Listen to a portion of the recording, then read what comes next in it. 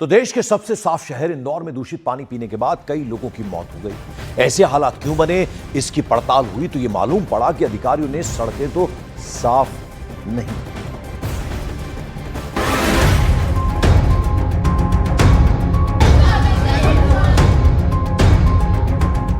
बाल्टी में भरा हुआ ये वो पानी है जिसे पीकर इंदौर के भागीरथपुरा में कई लोग मौत की नींद सो गए। इस पानी में कीड़े दिखे, गंदगी साफ साफ नजर आई, लेकिन यही दूषित पानी भागीरथपुरा के लोगों के घरों में पहुंचा। बवाल बढ़ा तो जांच शुरू हुई। अधिकारियों के बीच आपाधापी मची। नई पाइपलाइन का काम तेज करने के दावे किए जाने लगे। कहा गया कि काम जल्द पूरा होगा।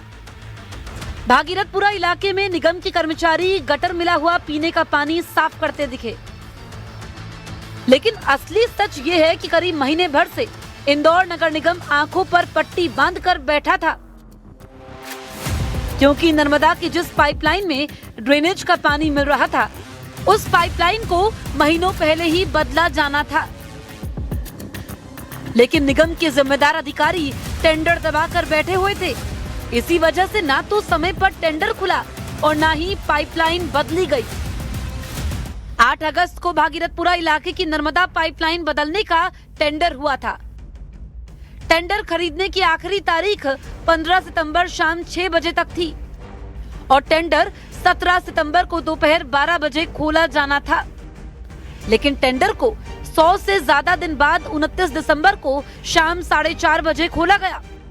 2 करोड़ 40 लाख रुपए का ये टेंडर 7 कंपनियों ने भरा था और सभी कंपनियां 15 सितंबर तक टेंडर भर चुकी थी।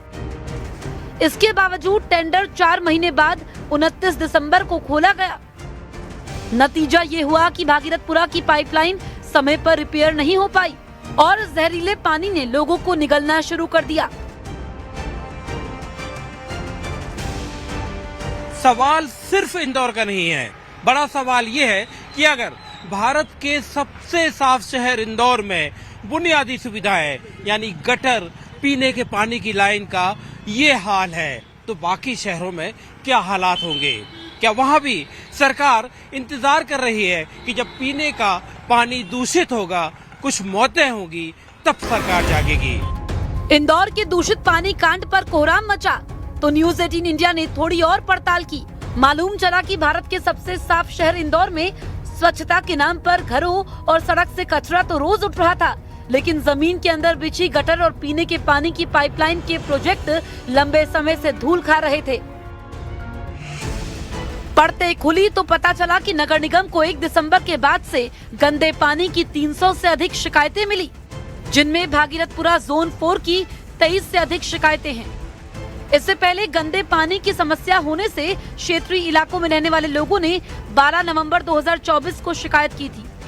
इसके बाद नई पाइपलाइन डालने के लिए टेंडर प्रक्रिया के लिए एक फाइल बनाई गई, लेकिन इसके लिए नगर निगम ने 7 महीने बाद यानी 30 जुलाई 2025 को टेंडर लगाए।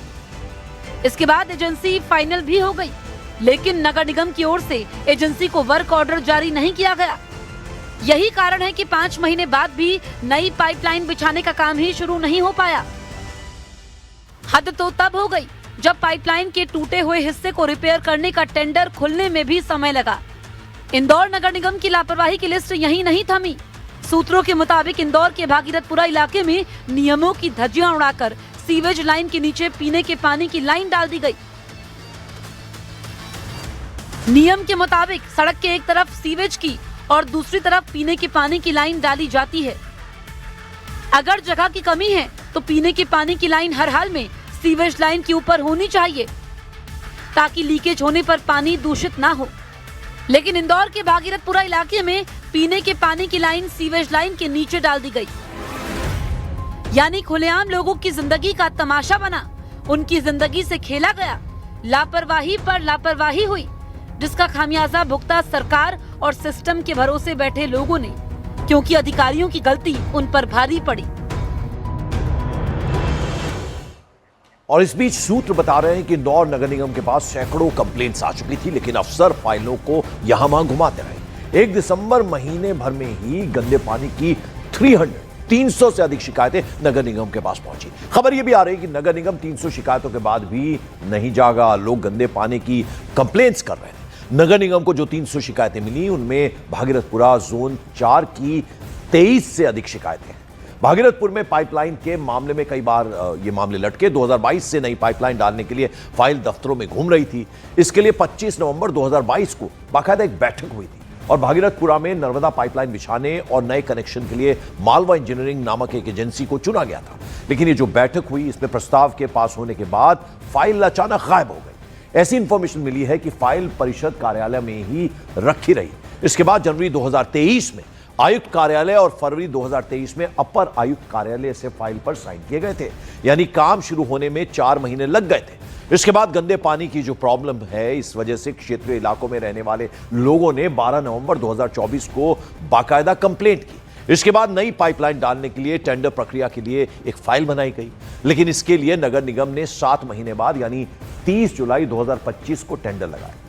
इसके बाद एजेंसी फाइनल भी हो गई, लेकिन नगर निगम की ओर से एजेंसी को वर्क ऑर्डर जारी नहीं किया गया और यही कारण है कि 5 महीने बाद भी नई पाइपलाइन बिछाने का काम ही शुरू नहीं हो पाया।